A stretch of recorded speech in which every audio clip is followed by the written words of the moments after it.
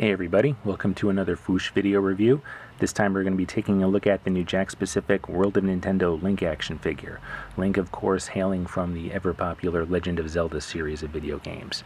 And make sure you stick around to find out what the mystery accessory could be hidden inside the packaging here. So keep it tuned here, and let's take a look at Link.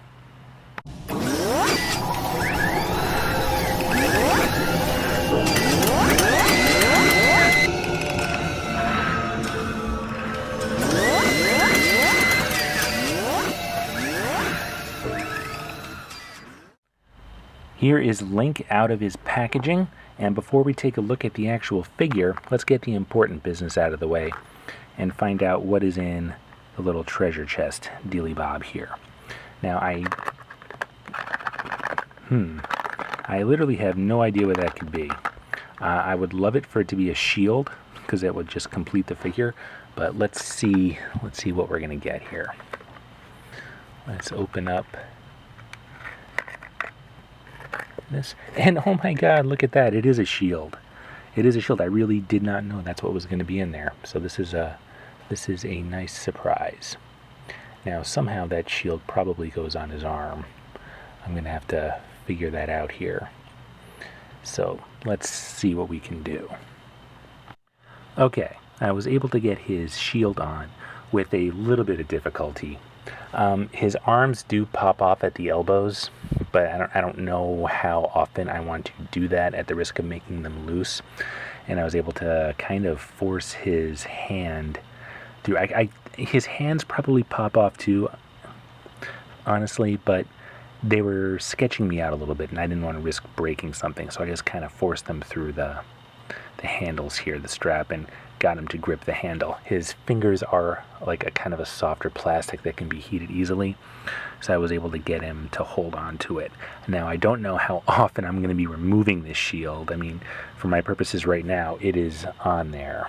So, I mean, maybe there's a way to get it on and off easily, but I don't know what that is at this exact moment.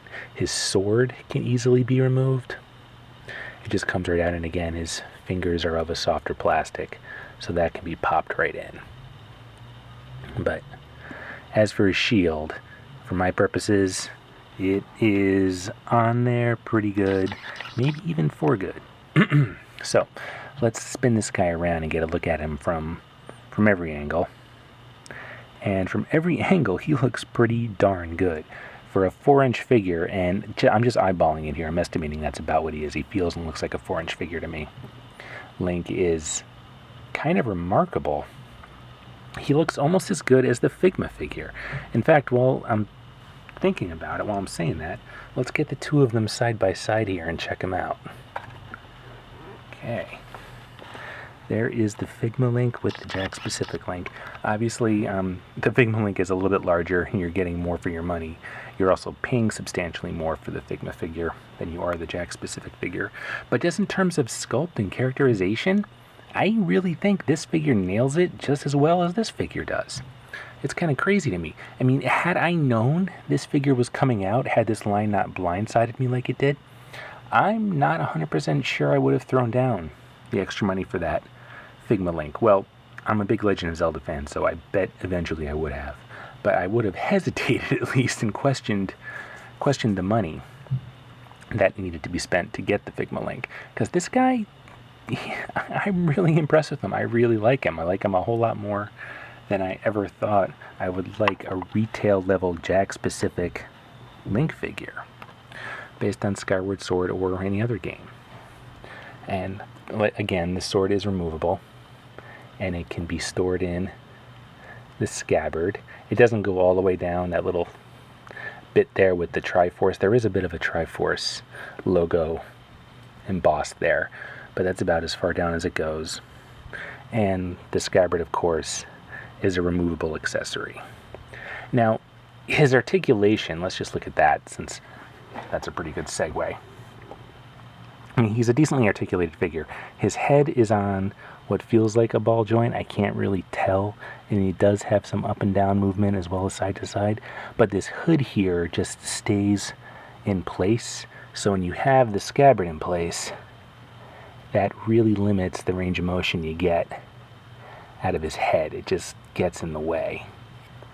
But otherwise, Link is a very well articulated figure. He's got a great range of motion in his shoulders. They can move out from his body too. There is a hinge there. His elbows are kind of like the quote-unquote elbows. There's a good hinge and they swivel. His wrists also have a swivel and a hinge. He can actually get in some really great sword fighting poses with his wrists. That's really awesome. On guard. And that goes for both arms. The shield is a little bit heavy, I'm finding, so I don't know for how long he's going to be able to support the weight. We will see. Legs are hindered by his skirt here. This is kind of a stiff plastic. It doesn't move very well, so any leg motion is hindered. And he's got a hinge knee and a swivel and hinge ankle. So he can get in some decent poses, not a ton, but it's okay. Oh, and he also has a mid-torso joint here that kind of functions as an ab joint, but it's not great in that capacity. But there's a good swivel there. And he's kind of easy to keep standing. Not bad at all.